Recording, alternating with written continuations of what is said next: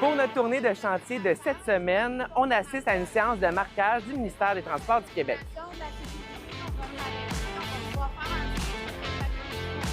En fait, en Estrie, on a 2734 km à marquer, mais si on met toutes les lignes là, sur côte à côte, on a plus de 9000 km de lignes à marquer. C'est à peu près ici jusqu'au Chili. Donc, vous pouvez comprendre qu'on a beaucoup de peinture à étendre sur les routes. Et on va s'enligner pour partir vers Racine. Moi, j'utilise un laser pour pouvoir rester le plus droit possible. Donc, le petit point vert que vous voyez là, je le mets sur ma ligne, puis j'essaie de suivre le plus possible la ligne, parce qu'en arrière, ils ont un jeu, ils peuvent bouger les bogeys, mais quand même, ils ont une limite. Donc, si moi, je me promène comme ça, bien, ils vont passer le temps à faire ça. Ça, c'est les quantités. Ça, c'est les pressions qui sont ajustées. Dans le fond, on épand une couche de microbilles, on en met un 28 kg au kilomètre. Dans le fond, c'est ce qui est la norme ministérielle, pour la rétroréflexion, de soir et de nuit avec les phares. Ça, c'est une bille qui est vraiment ronde. C'est vraiment rond. C'est pas du verre qu'on cassé, parce que ça n'aura pas la même réflectivité.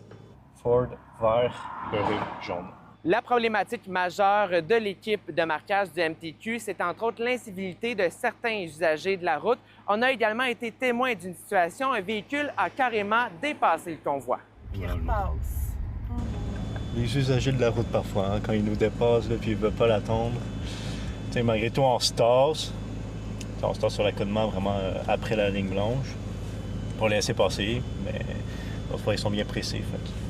Ils passent devant nous. Le séchage dure entre 3 à 10 minutes selon les conditions météo, mais l'équipe a des stations météo dans les camionnettes, des caméras, toutes sortes d'équipements pour juger du temps de séchage. Et puis, donc, quand vous êtes pris derrière un convoi, ça ne sera pas long, en dedans de 10, maximum 15 minutes. Là, il va vous laisser passer. On a ici des ballards. D'après moi, ça passe.